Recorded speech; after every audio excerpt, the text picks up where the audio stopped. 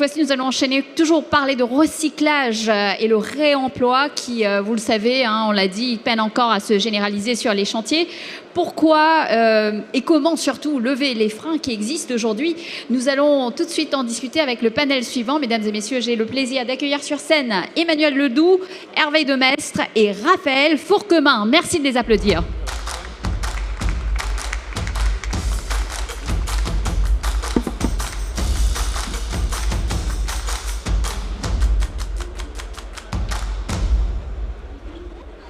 Merci, merci. Prenez place, vous avez des micros sur chaque table.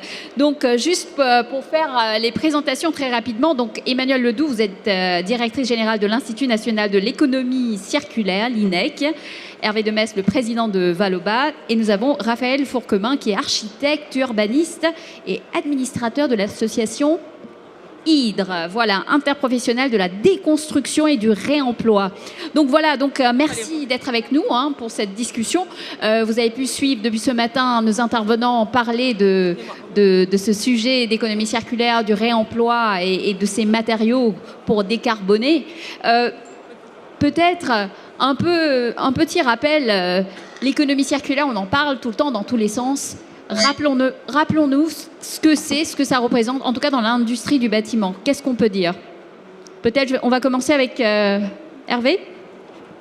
Oui, merci beaucoup. Bonjour à toutes et à tous. Moi, j'ai envie de dire l'économie circulaire dans le bâtiment, ça existe depuis toujours, en fait. Hein. Nos ancêtres ont construit en réemployant des matériaux depuis toujours. On l'oublie un petit peu. Alors, il se trouve que depuis quelques années, et l'intervenant précédent l'a pointé, en fait, on a développé des modes constructifs et surtout des normes d'assurabilité, etc., qui n'ont pas forcément facilité les choses. Mais je vais citer quelques chiffres peut-être d'aujourd'hui. La production de déchets, donc de coproduits du bâtiment aujourd'hui, c'est un peu plus d'une 40aine de millions de tonnes par an. Sur cette 40aine de millions de tonnes, il y en a les 3/4 qui sont recyclés ou valorisés. La partie réemployée, donc qui ne passe pas par le statut de déchet, c'est 0,0 quelque chose, c'est quasiment rien. Il y a beaucoup d'initiatives positives, on va y revenir, mais on est vraiment au balbutiement. Et le recyclage, c'est très variable suivant les matériaux dont on parle. Hein. Les métaux sont recyclés à plus de 90%, les matériaux inertes sont valorisés vers les 80%, le bois aussi 80%. Et puis on trouve pas mal de matériaux du second œuvre qui sont aujourd'hui en fait assez peu recyclés. On est plutôt vers les 20-30%, notamment parce que en fait ils se retrouvent à la déconstruction en mélange. Et donc pas trié sélectivement, et donc difficile à recycler. Emmanuel, pour l'INEC. Je pense qu'il faut juste l'allumer. Ah, merci. Rappeler l'économie circulaire, en fait, c'est vraiment l'idée qu'on doit être en capacité de vivre, construire, travailler, évoluer dans les limites planétaires des ressources qui sont disponibles. Donc, dans le domaine de la construction, finalement, un peu comme ailleurs, c'est essayer au maximum de réduire la quantité de ressources qui est nécessaire. Donc pour ça, on se repose, alors les 3R, 4R, 5R, ça dépend comment on compte, les 7 piliers, enfin j'imagine que tout ça, vous l'avez eu de nombreuses reprises depuis ce matin, mais globalement, c'est d'avoir toujours ce prisme que première ambition, c'est réduire l'usage des ressources, ce qui signifie, par exemple, plutôt construire neuf, quand on peut rénover, c'est toujours mieux de rénover, toujours, y compris quand on parle de décarbonation. Après, réemployer, donc cette logique aussi de un radiateur, il peut refonctionner dans des opérations de déconstruction, reconstruction, donc avoir toujours cette logique et à la fin recycler. Mais finalement déjà recycler, alors, je vais un peu exagérer, mais c'est déjà presque un petit peu un échec. Et même si c'est évidemment majeur et c'est très bien ce qui se passe en ce moment dans le secteur du bâtiment, mais vraiment d'avoir en tête qu'il faut rester dans ses limites. Et le lien avec décarbonation, alors là où c'est intéressant, c'est que le bâtiment finalement, et ça a été rappelé à de nombreuses reprises, le fait, ce lien décarbonation et économie circulaire, ce qui est fondamentalement assez naturel, parce que finalement tout ce qui permet de rentrer dans le champ de l'économie circulaire a un impact positif en matière de décarbonation, alors qu'on peut aussi avoir des sujets de décarbonation, alors pas forcément dans le secteur de la construction, mais on va voir ça dans le domaine des mobilités par exemple, où on peut tout à fait décarboner en étant un petit peu dégueulasse sur le plan des ressources. Hein. Donc c'est pas forcément deux concepts qui vont de pair. C'est pas tout à fait vrai pour la construction. Donc on peut se dire qu'on est de toute façon dans des logiques qui sont intéressantes. Mais là où c'est important, et peut-être je conclurai par là à ce moment-là, c'est de se dire que si le monde de la construction, les entreprises, effectivement, travaillent déjà et font ce lien entre décarbonation et économie circulaire de façon presque quasiment systématique, c'est pas encore le cas dans tout ce qui est stratégie nationale. Par exemple, je vous invite à aller regarder la stratégie nationale bas carbone. Dans le champ construction, dans le champ bâtiment, on n'aborde pas du tout les questions d'économie circulaire. Hein. On est juste sur les questions rénovation thermique et tout. Alors c'est important, mais la question de comment on gère la ressource pour arriver à ce résultat, pour l'instant, est complètement mise de côté. Donc c'est vraiment important d'avoir ce transfert. Puis deuxième partie de ma première conclusion, je suis assez d'accord sur le fait qu'il faut vraiment transformer tout ce qui est normes de construction, accompagnement, marché public, parce que pour l'instant, on est encore sur des process qui ont été construits, alors, la loi MOB dans les années 80 et d'autres, mais qui finalement sont adaptés à l'économie linéaire. Mais au moment où on veut bien réemployer, bien recycler, bien reconstruire, bien rénover, finalement, c'est des outils qui ne sont pas adaptés aux techniques qu'on souhaite mettre en place. Merci Emmanuel. Pour l'architecte et l'urbaniste que vous êtes, Raphaël, moi j'aimerais aussi avoir votre vision sur l'économie circulaire. Bonjour, merci d'être là.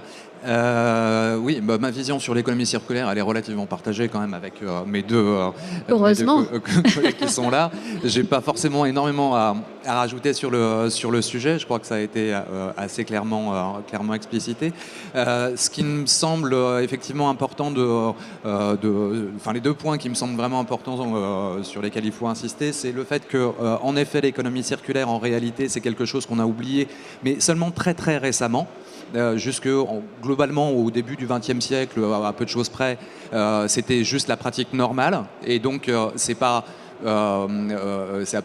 absolument pas délirant de chercher à y revenir aujourd'hui. C'est même, on a tout un tas d'éléments assez poussés qui nous montrent comment ça fonctionnait auparavant. Il y a une très très bonne thèse sur la question du réemploi des matériaux pendant la guerre de 100 ans, où on voit que c'était extrêmement structuré déjà au Moyen-Âge, quoi. On savait très très bien faire de la déconstruction et du réemploi avec toute l'organisation qui va bien, aussi bien sur le plan économique que sur le plan technique. Donc voilà, pour dire que l'économie circulaire, aujourd'hui, ça paraît tout nouveau. En réalité, c'est véritablement ancien. Et je voudrais juste appuyer également sur le fait que la première chose pour faire de la circularité, c'est conserver l'existant. Et que, effectivement, la rénovation, c'est vraiment le point de départ, quoi. Alors, j'ai envie de dire, où est-ce qu'on en est aujourd'hui dans le BTP, en tout cas dans le réemploi. On en parle depuis le début de ce salon, on parle beaucoup de ce sujet.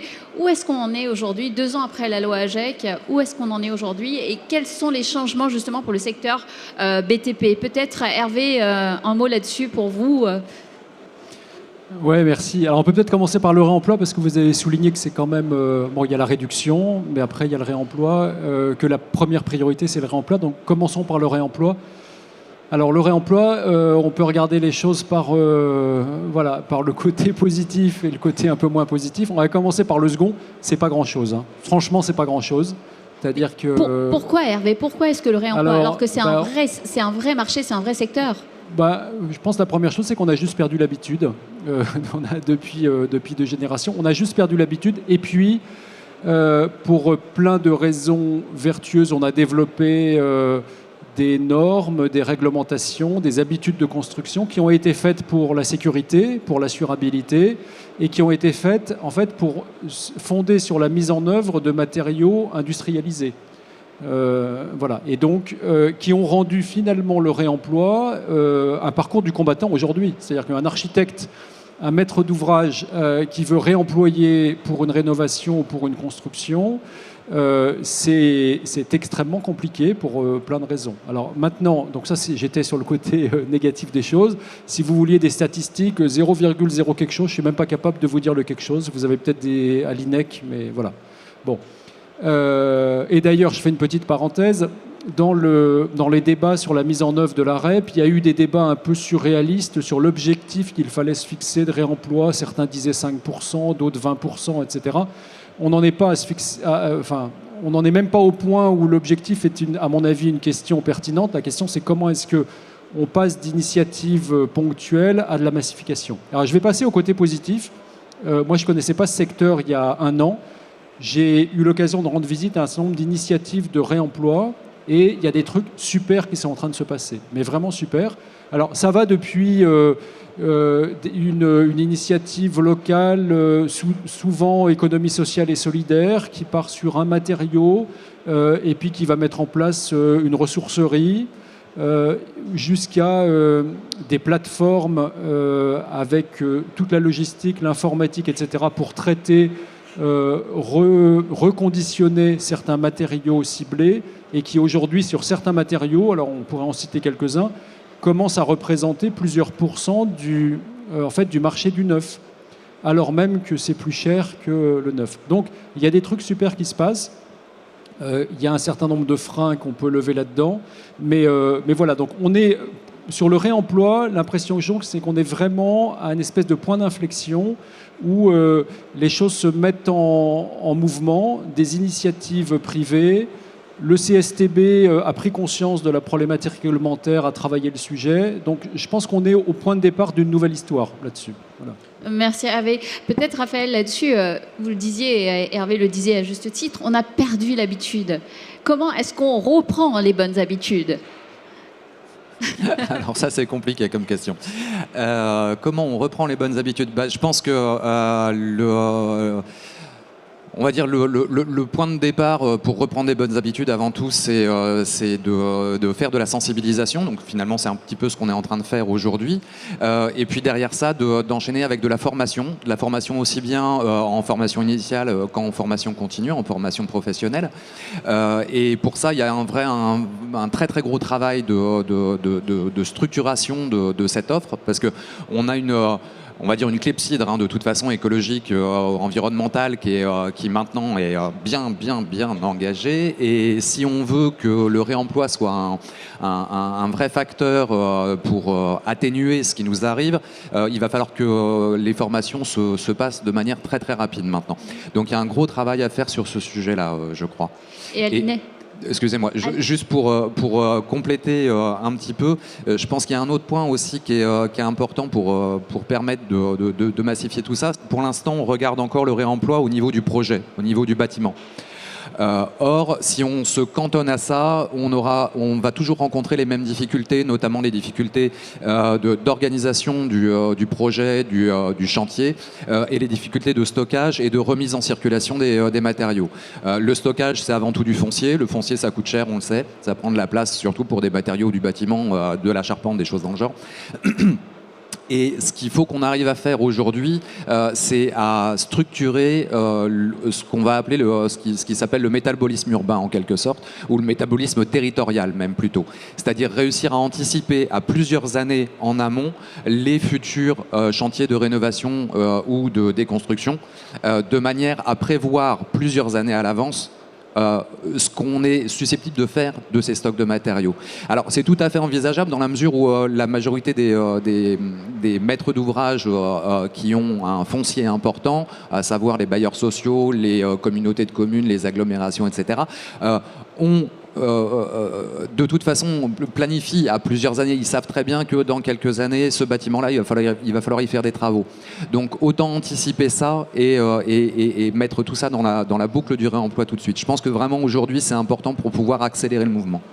Merci Raphaël. Alors Emmanuel, de votre perspective, à quel point l'économie circulaire est essentielle pour atteindre nos objectifs de décarbonation ? Peut-être qu'on ne se rend pas bien compte aussi de ce que ça peut apporter. Est-ce que vous pouvez apporter un éclairage là-dessus ? C'est évidemment majeur pour réussir l'objectif de décarbonation, mais il y a encore un vrai travail de scénarisation à mener à ce niveau-là. Moi, je pense qu'effectivement, et ça a été dit, on est à un moment qui est assez important et assez significatif, à savoir qu'on a passé l'étape de la conviction Enfin, moi, j'ai pas de jumeau maléfique qui serait l'Institut national de la promotion du gaspillage. Je pense que si on pose la question ici ou ailleurs, personne se dit bon allez, tant pis pour les générations futures. On vit qu'une fois, on prend tout ce qu'il y a à prendre et on mourra heureux. Donc globalement, on est quand même à un moment où tout le monde est très d'accord qu'il faut préserver la ressource et la prise de conscience, elle est généralisée. Maintenant, et c'est ce que vient de dire aussi très bien Raphaël, il faut qu'on assume ce qu'on veut et ce qu'on demande. Et quand on parle, par exemple, de réemploi, le réemploi, c'est les toilettes, c'est les moquettes, c'est le radiateur. Et c'est là qu'on voit, tout le monde est très très partant pour donner. Il y a une générosité sur donner ces vieux trucs qui est importante. Par contre, au moment où il s'agit d'avoir chez soi des moquettes, certes reconditionnées, réemployées, etc., mais enfin qui ne sont pas neuves, des toilettes qui ne sont pas neuves, des radiateurs, étrangement, là, c'est un petit peu moins motivant. Donc, c'est vraiment ça qu'il faut être en capacité d'accepter. Ce que ça donne aussi, et ça a été redit, mais en termes de vision urbaine, de métabolisme urbain, si on a un endroit où on stocke du gravat, où on stocke les radiateurs, où on stocke la charpente, c'est pas un petit square choupi, hein. Enfin, c'est un espace qui est pas forcément attractif. Donc il y a une transformation du paysage, et je pense que c'est vraiment ça l'étape, mais qui marche pour tout en matière d'économie circulaire et de décarbonation, c'est qu'il faut qu'on soit vraiment en capacité d'assumer tout ce qu'on demande. On demande de la réindustrialisation. La réindustrialisation, ça ne va pas être que des trucs de fabrique de bière vegan au coin de la rue, quoi. C'est des usines, hein, c'est l'industrie. Le réemploi dans le secteur du bâtiment, ça a des implications qui sont des implications d'organisation foncière, paysagère, et qui sont aussi derrière le fait d'accepter que potentiellement nous, même dans nos habitations, on va être sur peut-être une proposition qui est un petit peu dégradée. En tout cas, esthétiquement, on en parlait avant, c'est pas le radiateur que j'avais choisi, pas la bibliothèque que j'avais choisie, si je suis sur un canapé réemployé pareil, et que ça, c'est aussi des choses qu'il faut qu'on intègre dans nos modes de vie. Et encore une fois, je suis pas sûre qu'on ait complètement fait ce passage-là, alors même que la conviction, elle est généralisée. Mais justement, qu'est-ce qu'on peut faire pour changer ces mentalités ? Qu'est-ce qu'il faut accélérer aujourd'hui ? Alors moi j'aime bien la loi pour ça. Je trouve que la transformation par la contrainte, globalement c'est relativement efficace. Contrairement peut-être, et des lois peut-être un petit peu différentes de ce qui a été construit jusque-là, quand on prend la loi AGEC ou la loi climat et résilience d'ailleurs, c'est des lois, les deux dernières grandes lois environnementales, c'est des lois qui ont été construites sous une forme vraiment d'appétence citoyenne, des lois pour le consommateur. Il y a des indices, il y a une façon de comprendre la ressource qui est intéressante. Mais alors derrière, comment le monde économique, comment les collectivités territoriales sont censées s'organiser pour transformer le principe en réalité, c'est un petit peu plus compliqué. Et donc là, on voit, on est quoi, 2 ans et demi après la promulgation de la loi AGEC, on est encore en train de structurer, enfin là ça y est, les agréments sont passés, mais toute la partie REP, responsabilité élargie du producteur dans le domaine du bâtiment, éco-organisme, les agréments viennent juste d'être passés.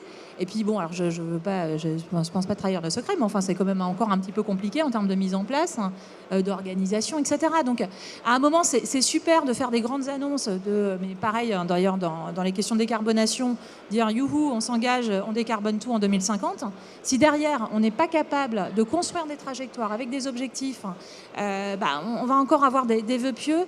Et au moment de la conviction, pour répondre peut-être un peu plus précisément à votre question, si on veut convaincre, il faut aussi être solide et sérieux dans les promesses qu'on donne. Et si on a, je sais pas, je vais prendre un truc qui est pas très construction, mais l'indice de réparabilité, si on nous a vendu avec force communication un indice de réparabilité, mais que derrière on n'a pas su structurer le secteur de la réparation, ça va encore être une déception. Et je pense que là, dans ce domaine, il y a beaucoup de communication, il y a beaucoup de travail qui est fait pour convaincre que la construction, ça peut se faire autrement, on peut plus pousser la rénovation. Il va falloir le faire, et je vous invite à regarder les chiffres de ce qui se fait vraiment en rénovation lourde par rapport à ce qui a été annoncé. Je crois que c'est 2500 versus 800 000 sur l'année. Donc il y a encore peut-être un petit peu de travail. Mais... Alors, peut-être Hervé, vous, de votre côté, vous rencontrez les grands acteurs dans le secteur de BTP. Et donc, concrètement, comment cette démarche de l'économie circulaire peut aider justement le bâtiment à se décarboner, en tout cas aider le secteur de la construction à aller dans la bonne direction ? Déjà, tout à l'heure, Raphaël parlait du lien entre... non, c'est Emmanuel qui parlait de ça, du lien entre l'économie circulaire et la décarbonation. Il y a des éléments de chiffres qu'on connaît aujourd'hui. Aujourd'hui, il y a à peu près 10 millions de tonnes de déchets non valorisés dans le bâtiment. grosso modo, ça doit représenter à peu près, si on arrive à les recycler ou à les réemployer, à peu près 2 millions de tonnes d'évitement carbone. Alors c'est une grosse moyenne parce que ça dépend beaucoup des matériaux. Mais donc c'est un gros gisement, en fait. Voilà, donc il y a ce lien, il est réel aujourd'hui. Si on est plus circulaire, il y a une vraie économie de carbone très significative. Et en fait, cette économie de carbone, elle est liée au fait que c'est tout simple, hein, on va fabriquer moins de matériaux et donc on va employer moins d'énergie pour les fabriquer, moins d'énergie pour les transporter sur le lieu d'utilisation. Tout simple. Voilà, 2 millions de tonnes, c'est l'ordre de grandeur. Je ne sais pas si c'est plus ou si c'est moins, mais on peut avoir ça en tête. Donc peut-être, et là je pose la question à tout le monde, quels sont les leviers à mettre en place en priorité, les leviers circulaires en tout cas à mettre en place en priorité pour décarboner le secteur de la construction? Je ne sais pas, peut-être Raphaël, en tant qu'architecte, vous, qu'est-ce que vous voyez, urbaniste? Alors, moi j'en vois un qui est très très clair, qui est peut-être un peu...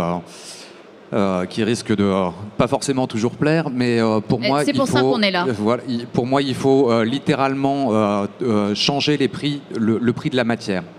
C'est-à-dire qu'aujourd'hui, les matériaux et les matières premières ont un coût qui ne reflète absolument pas l'impact environnemental et qui font que c'est moins cher d'utiliser de la matière neuve, même encore, plutôt que d'utiliser de la main-d'œuvre.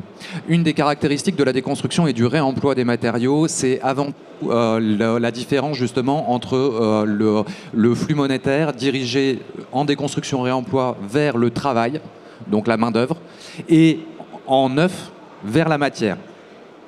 Tant qu'on aura des matériaux qui sont pas chers, ça ne changera pas.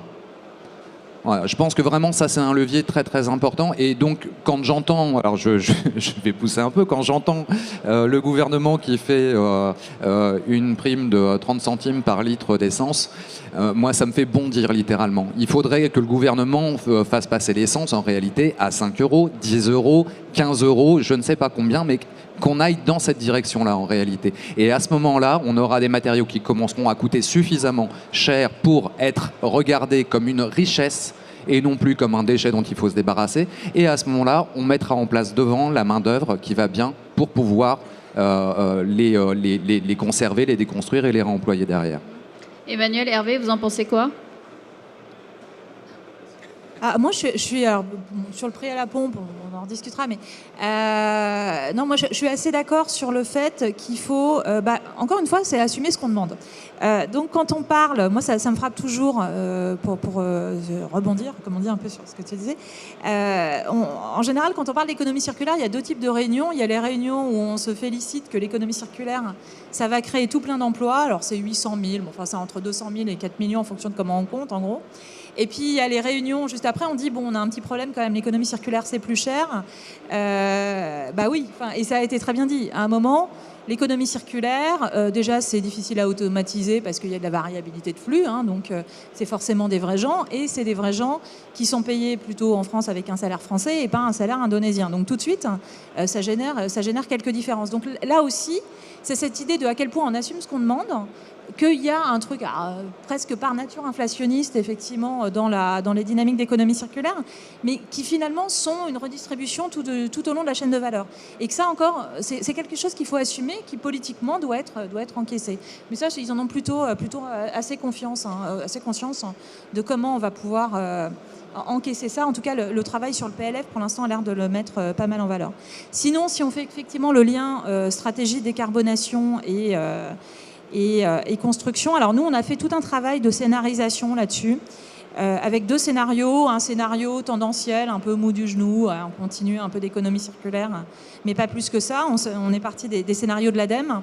Et un scénario beaucoup plus vigoureux en matière d'économie circulaire. Et effectivement, en matière de construction, alors on a juste regardé béton et acier, puis bon, un peu aluminium. On arrive sur des baisses qui sont de 40 à 100 en ratio en termes de besoin de matière, donc c'est quand même assez significatif. Et surtout, au-delà même, alors c'est peut-être là, alors c'est un peu moins vrai pour construction, c'est vrai dans d'autres secteurs, au-delà même de est-ce que l'économie circulaire, ça peut filer un petit coup de pouce à la décarbonation, nous on voit même l'économie circulaire comme une condition sine qua non de la décarbonation, et en arrêtant aussi l'espèce de débat stérile qu'on peut avoir entre l'innovation, c'est tous les scénarios réparateurs, enfin le scénario Elon Musk versus le scénario Yourt qui est plus sobriété. De toute façon, il va falloir les deux, de la sobriété, on réduit, et l'innovation sur étagère qu'on met aussi en œuvre. Et dernière petite chose, et là encore une fois, où je pense qu'il faut l'avoir en tête, il y a beaucoup de solutions dans le secteur de la construction qui sont intéressantes, qui permettent de générer du narratif, des jolies histoires, etc. Mais on parle quand même de gros flux. Et je pense qu'il faut qu'on soit très attentif à ne pas se laisser embarquer, comme on va avoir le cas dans d'autres secteurs, par juste de la jolie histoire, qui est importante, qui est nécessaire, qui fait de l'innovation, mais on ne fera pas d'économie circulaire, on ne fera pas des baisses de flux significatifs sans les gros acteurs du secteur. Et même si on aime beaucoup tous ceux qui récupèrent, je sais pas, les coquilles d'huîtres pour faire du carrelage, c'est très bien, mais effectivement, ça reste encore anecdotique. Donc, voilà, il faut aller mettre des paillettes dans les gros flux. C'est pas forcément simple. Tout le monde a plutôt envie de parler des histoires avec un joli narratif, mais voilà, comment collectivement on arrive aussi à mettre des paillettes dans les gros flux. Enfin, je sais pas, accélérer. C'est bizarre comme phrase, mais voilà, qu'il y ait du souffle épique aussi dans des sujets qui sont peut-être moins communicants quand on en parle sur le débat. Et l'impact est réel, hein. On le sait. Hervé. Ouais, peut-être une réflexion assez pratique en fait.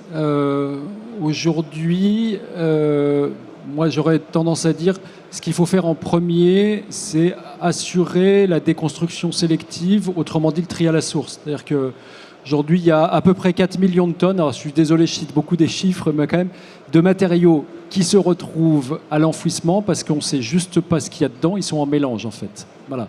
Et alors, donc une fois qu'on a dit ça, je vois tout le monde lever les bras au ciel en disant « Ouais, mais sur les chantiers, c'est impossible de trier. Ouais, mais enfin voilà. » Bon, la réalité, c'est que l'enjeu qu'on a devant nous, c'est comment on fait pour que ça devienne possible.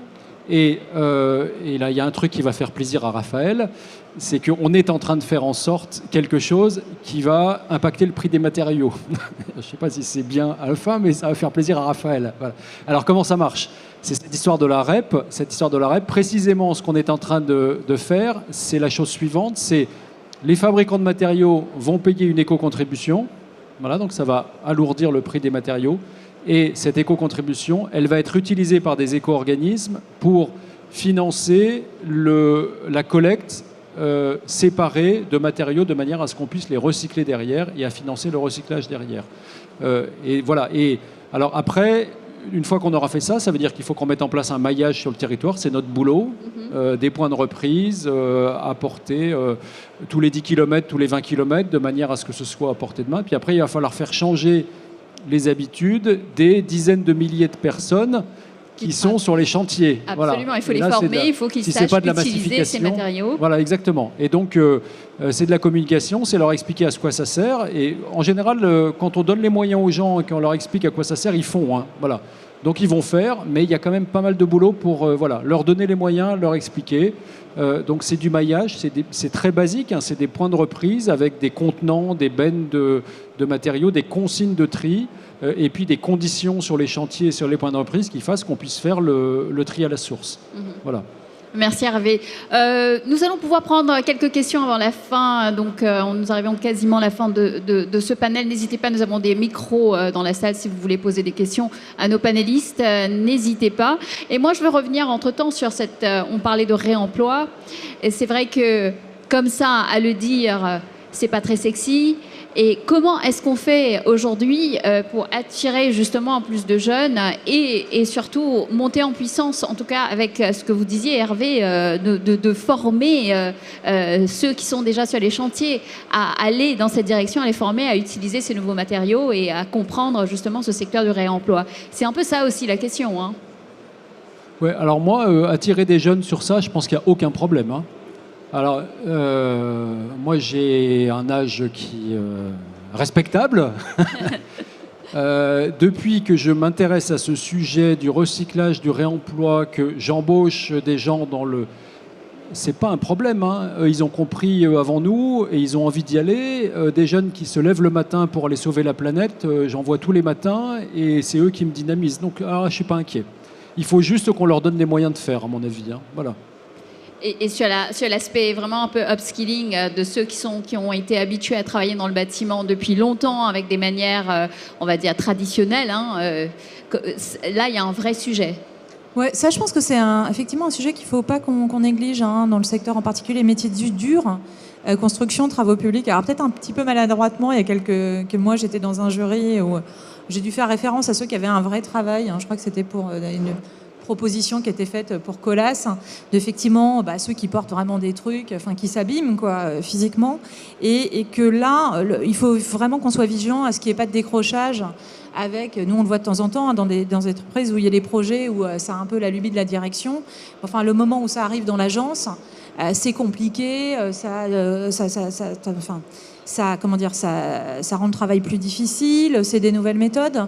Donc ça, de l'avoir vraiment en tête et que l'aller-retour il soit constant et que effectivement, on n'a pas parlé là ce matin, mais sur les questions de greenwashing, ça soit pas juste un truc, on met 3 cases dans le rapport de développement durable et derrière.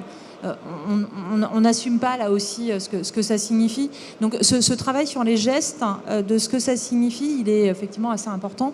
Et de voir comment c'est valorisé, hein. Finalement, ça a un impact sur la planète. Ça doit aussi avoir une valorisation, je sais pas, financière, hein. Raphaël? Oui, je crois que, comme Hervé le disait tout à l'heure, alors effectivement sur les jeunes, il n'y a aucune difficulté. Au contraire, ils sont même en avance par rapport à leurs écoles. Je vois dans les écoles d'archi, ils se plaignent de ne pas avoir suffisamment de cours sur le sujet, hein. Donc, vis-à-vis des ouvriers de chantier, il y a quelque chose qui est quand même assez intéressant avec la question de la déconstruction et puis du réemploi, c'est qu'en fait ça participe aussi de l'amélioration des conditions de travail de faire de la déconstruction. Je prends bêtement l'exemple de la plaque de plâtre. Une plaque de plâtre qu'on démolit, ça va être à la masse, au pied de biche, avec n'importe quoi, mais on va se retrouver avec un tas de gravats qu'on va mettre dans un sac. Ça génère de la poussière, donc il faut porter un masque, machin. Et puis après, le sac en question, il faut aller se le trimballer jusqu'à la benne, tout ça. Et ensuite, il faut revenir avec des plaques neuves. Quand on fait de la déconstruction, en réalité, on génère aucune poussière puisqu'on va dévisser les plaques de plâtre. Si je parle des plaques de plâtre, c'est parce que ça se fait très très bien, hein. Je peux vous expliquer dans le détail comment ça fonctionne. C'est pas du tout une lubie de ma part, c'est un vrai exemple. Donc on dévisse littéralement les plaques de plâtre. On les pose sur le côté, on utilise l'outil du plaquiste qui va bien pour porter la plaque, donc on se fait pas mal au dos. On les descend pas à la benne, forcément, puisqu'on va les réutiliser, et on va pas aller chercher d'autres plaques de plâtre qu'on va pas remonter. Donc en fait, on a une vraie économie en termes de physique, hein, purement littéralement. Et puis comme on n'a pas généré de poussière, on a nos poumons qui sont protégés, etc. Donc ça fait partie des éléments qui je pense, peuvent être un moteur pour faire changer les habitudes des ouvriers sur le chantier. Et puis derrière ça, en fait, c'est la question, une fois de plus, de la formation, de l'accompagnement sur le chantier, avec l'explication, comme disait Hervé tout à l'heure, quand on explique bien les choses, en fait, les gens le font. Enfin, je veux dire, il n'y a pas de difficulté là-dessus, et on a de très bons exemples, que ça soit sur la question de la déconstruction, mais même au-delà, la question de la qualité de l'air des bâtiments. Je connais des archis qui ont une méthodologie qui est très simple, c'est un peu leur dada, la qualité de l'air du bâtiment. À chaque fois, ils organisent, avant le démarrage du chantier, une réunion pendant une demi-journée avec toutes les entreprises pour expliquer pourquoi ils ont conçu le bâtiment comme ça, pourquoi les matériaux sont ceux-là et pourquoi ils doivent être mis en œuvre comme ça. Et ils ont des résultats, mais littéralement impeccables. Alors que sans explication en amont... Il faut expliquer, il ne faut pas juste donner des instructions à faire des choses sans savoir pourquoi on le fait et avec quoi on le fait. Et en plus, sur le réemploi, il s'avère que quand on s'adresse à des artisans, plus qu'à des grosses entreprises, hein, c'est vraiment le cas pour les artisans, en réalité, les artisans pratiquent la déconstruction et le réemploi de manière naturelle dans la plupart de leurs projets, juste sans le nommer. Et donc, quand on leur parle derrière déconstruction réemploi, ils disent « Oh là, non, compliqué et tout ». Mais en fait, c'est ce que tu as fait tout à l'heure. Ah bon, d'accord, effectivement, dans ce cas-là, c'est normal. Merci Raphaël. Il nous reste 2 minutes peut-être si on a quelqu'un dans la salle. Merci. Bonjour. Du coup, j'avais une question. En fait, en dehors des matériaux qu'on peut retrouver naturellement sur un site de construction, comment on peut assurer en phase conception les ressources futures pour le chantier? Je ne sais pas si nous avons bien compris, mais... Oui. Comment... J'ai un problème de micro. Non, si ça marche, allez-y. Comment assurer les ressources futures d'un chantier quand on est en phase conception d'un projet? Comment on gère? Je ne sais pas si c'est Raphaël. Je reformule votre question. Vous me dites si c'est ça. Comment on fait la conception d'un bâtiment sans savoir en fait quel matériau on va avoir? C'est à peu près ça la question. Bon, effectivement, c'est une très très bonne question parce que c'est probablement l'aspect le plus délicat du côté de la maîtrise d'œuvre, mais aussi un peu de la maîtrise d'ouvrage, parce que ça génère des flous énormes. Et en fait, ça nécessite de revoir littéralement complètement le mode de conception des bâtiments. Aujourd'hui, en gros, le principe de base, c'est de se dire, on a le catalogue de chez Point P, je dessine mon bâtiment et je sais que je vais trouver tous les matériaux chez Point P. Ou d'autres, hein, je ne fais pas de pub. Quand on fait avec du réemploi, il faut être opportuniste, c'est-à-dire qu'on ne sait pas forcément quelle charpente on va utiliser, on ne l'a pas sous le coude, elle n'est pas disponible d'ores et déjà, mais il faut qu'on dessine quand même le bâtiment pour pouvoir déposer le permis de construire et tout. Et puis, à un moment ou à un autre, on tombe sur une charpente qui ne correspond pas à ce qu'on avait imaginé. J'avais prévu une charpente bois, en fait, je trouve une charpente métallique. Il faut qu'à la base, dans la conception même, on ait intégrer la souplesse suffisante pour pouvoir prendre ces matériaux qui se présentent un peu au coup par coup. Aujourd'hui, on en est là. Mais c'est pour ça que je parlais tout à l'heure de métabolisme urbain ou territorial. C'est pour se simplifier un peu la vie. Si on a une vision à un peu plus long terme, mais qu'on sait qu'il y a une charpente bois qui va être disponible à horizon de telle date, dans ce cas-là, on peut concevoir avec celle-là. Mais aujourd'hui, on est vraiment à devoir concevoir des bâtiments suffisamment, entre guillemets, flou. Alors, c'est problématique au niveau du permis de construire, parce que ça veut dire qu'on va aller déposer un permis en disant, bon, voilà, la façade, je l'ai dessinée comme ça, mais en fait, peut-être que les menuiseries, ça va pas vraiment être cette dimension-là et tout. Donc, alors là, il faut commencer à discuter, à expliquer, machin. Si jamais il y a un ABF dans le coin, ça devient encore plus compliqué. Et puis derrière ça, le maître d'ouvrage, il dit ouais, mais bon, finalement, je ne sais pas quel bâtiment je vais avoir, donc il faut aussi le rassurer, lui expliquer. Et l'idéal, là, c'est de montrer des exemples. Il y a quand même pas mal d'exemples aujourd'hui de bâtiments qui ont été réalisés avec du réemploi, tout ou partie, des bâtiments parfois assez anciens d'ailleurs. Et en montrant ces exemples-là, ça permet aussi de rassurer quand même un petit peu la maîtrise d'ouvrage. Emmanuel? Non, je l'évoquais un petit peu tout à l'heure, ça c'est pour le champ privé où effectivement on peut un peu rediscuter après. C'est un vrai sujet qui se pose dans le champ public, donc c'est pour ça que je parlais de la réforme de la loi MOP, mais encore une fois, il y a eu des dispositions qui ont été mises en œuvre qui étaient très signifiantes pour lutter contre la corruption, et c'était sans doute un besoin, c'était très clairement un besoin dans les années 80, mais qui maintenant bloque. Et effectivement, on demande à des gens de déposer des projets sans savoir vraiment ce qu'ils vont trouver, parce que dans les premières étapes, ils n'ont pas vraiment le droit d'aller regarder. Donc ça passe un peu avec le droit d'expérimentation, mais il y a un vrai besoin d'installer des dispositifs qui permettent, encore une fois, de faire ce qu'on demande, l'éco-conception, la prise en compte de ce qu'il y a sur place, le côté mini-urbaine, etc. Là, il y a encore pas mal de blocages. Ouais, mais... Moi, j'avais envie d'ajouter, alors Raphaël dit, on va réussir à concevoir un bâtiment sans savoir ce qu'on va mettre dedans, charpente métallique, charpente bois. Alors là, j'admire, mais bon... J'ai des exemples.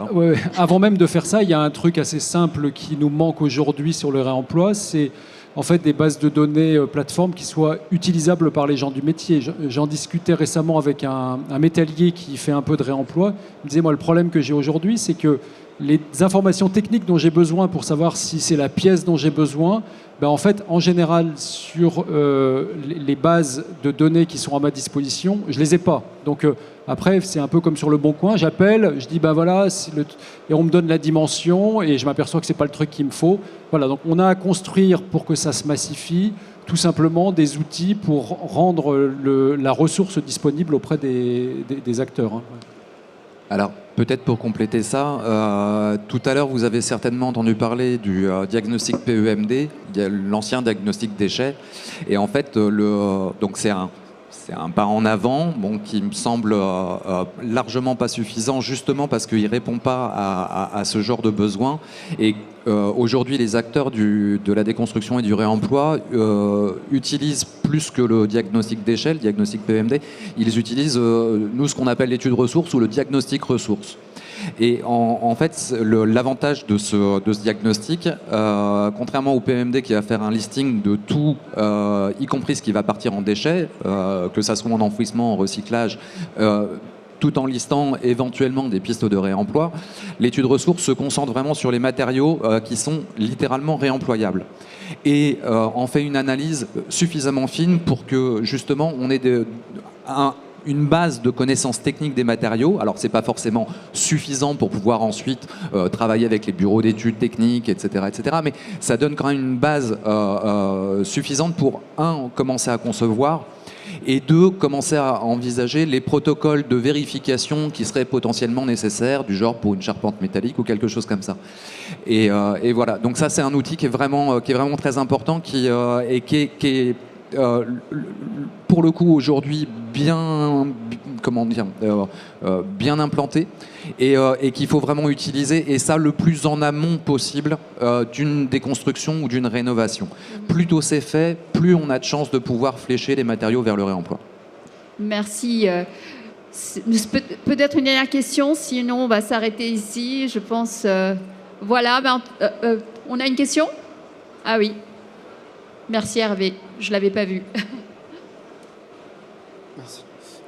Bonjour, je voulais vous demander quelles étaient les limites normatives liées au réemploi, s'il y en a, en fonction du pourcentage de matériaux à utiliser ou l'impossibilité de le mettre dans du structurel.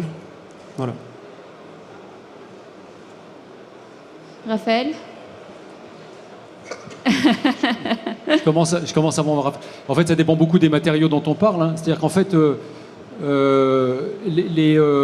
tout ça, ça ramène à tout l'arsenal réglementaire des conditions de mise en œuvre qui ont été prévues et qui sont, ça dépend. Un matériau de charpente, ça va être, on va lui demander un certain nombre de contraintes mécaniques, par exemple. Et la question, c'est si je veux réemployer quelque chose, comment je vais faire la preuve pour l'assurabilité que ça remplit les conditions mécaniques. Et derrière ça, il faut mettre en œuvre toute soit il faut simplifier les choses, soit il faut mettre en place une organisation qui va permettre d'assurer ça. Et donc il y a des acteurs du réemploi qui arrivent aujourd'hui, qui par exemple font un test de contrôle qualité statistique sur les pièces qu'ils réemploient, ou bien il y a des contrôles visuels qui peuvent permettre de vérifier que la pièce n'a pas été dégradée, etc., etc. Mais voilà, après ça dépend beaucoup la réponse à votre question, selon qu'on parle d'un élément de tuyauterie ou d'un élément de charpente, c'est très différent. Voilà. Merci. Je pense qu'on va s'arrêter là. On est arrivé à la fin, mais cette question, on pourrait relancer le débat, je pense. Mais voilà. Donc, merci à vous tous les trois, en tout cas. Merci, c'était un plaisir. Emmanuel Ledoux, Hervé Lemaistre et Raphaël Fourquemin. Vous pouvez les applaudir. Et quant à nous, on se retrouve à 14h et on va parler de data. Donc, l'utilisation de la data urbaine dans l'aménagement et la gestion des villes. À tout à l'heure.